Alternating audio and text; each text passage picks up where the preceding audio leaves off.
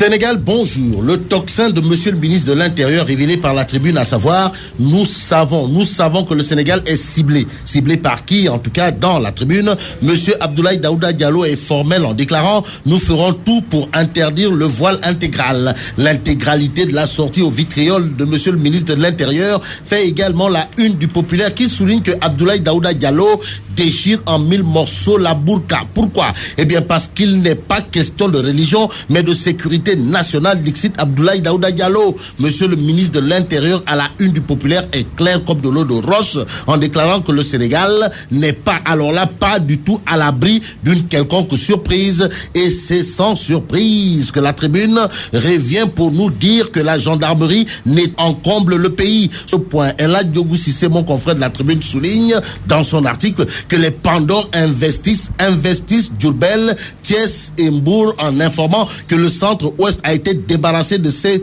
thermissures et autres moisissures. En tout cas, 26 individus ont été appréhendés pour des infractions diverses et des dealers mis hors d'état de nuire, explique la tribune. Le Soleil de noter que ce qui va briller de mille feux lors du prochain Magal de Touba, c'est bien entendu la sécurité. La preuve, 1425 agents de police seront mobilisés contre 1300 de l'édition précédente, selon monsieur le directeur général de la police nationale dans le Soleil.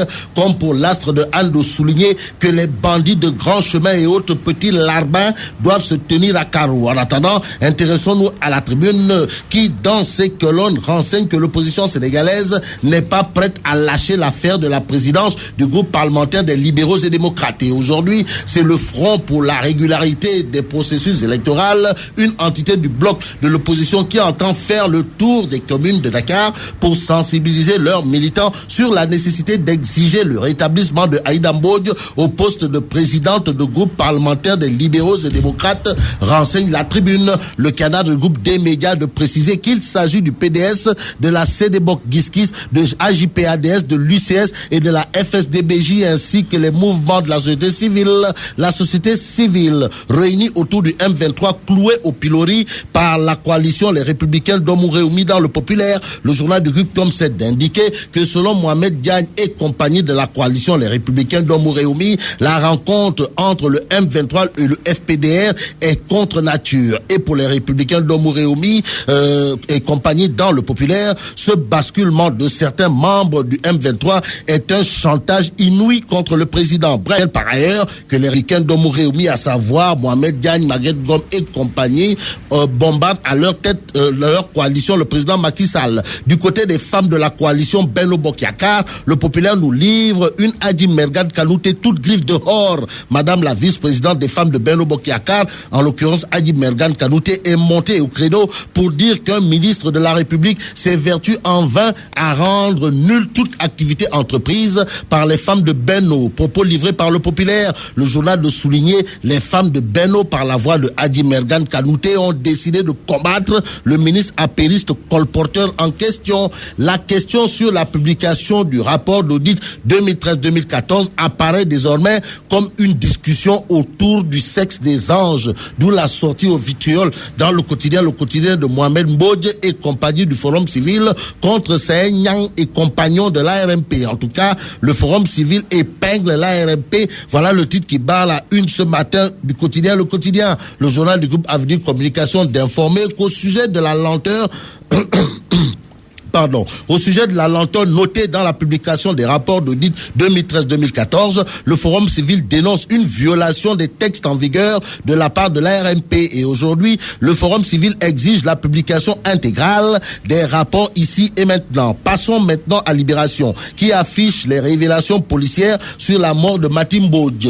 Bon, ce qui s'est passé cette nuit-là, voilà le titre qui barre la une de Libération, qui dans ses colonnes parle d'une mort si atroce parce que souligne Cheikh Mbaké Guissé, mon confrère de Libération, le mannequin Matim Mbodj est morte suite à une overdose. Cependant, Libération nous apprend qu'elle aurait pu être sauvée si Mohamed Kaba et Thierry Ngom avaient appelé les secours à temps au lieu d'essayer de gérer la situation. La situation est hyper tendue au niveau de l'APR de Guédiawaye. Si on en croit Grand Place, le journal renseigne qu'au moment où Aliou Sall signe la réorganisation, Sedina Fall Bougazeli se rébelle. En attendant, concernant l'AG à risque au quartier dimanche prochain, c'est Sedina Fall, alias Bougazeli, qui attaque et cogne Aliou Sall dans Grand Place en soutenant lorsqu'on combattait le PDS de Ouad. Aliou Sall était en Chine et travaillait pour Karim Sedina Fall Bougazeli, toujours dans Grand Place. De rappeler que le 23 juin 2011, Aliou Sall n'était pas à la place Soweto mais en Chine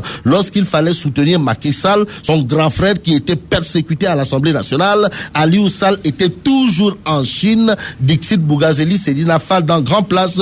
Le journal de Noket, d'après le député Sedina Fall Bougazeli, Aliou Sall n'a jamais organisé une réunion de l'APR depuis son élection à la tête de la mairie. Raison pour laquelle Bougazeli, toujours dans Grand Place, déclare: nous allons trouver dimanche prochain un autre coordonnateur départemental, c'est clair. Et ce qui est clair comme de l'eau de roche selon le député Sedina Fall Bougazeli est révélé à la une de l'évidence. En tout cas, pour le député apériste de Guédiawaye, Aliou Sall fait dans de l'ethnicisme. Nous allons le chasser de Guédiawaye. Il est l'ennemi de Macky Sall. Terminons avec la tribune sport qui, sur le match Sénégal-Madagascar, révèle Diouf dope les Lions. Le capitaine Chekou Kouyaté dans la tribune sport de déclarer: on est prêt à 200%. Et Aliou Cissé, le coach, de soutenir: le Sénégal doit battre tout le monde, vrai ou pas. En tout cas, rappelons au coach Aliou Cissé que la réussite est au bout de l'effort. Quant à moi, je dis vive le Sénégal.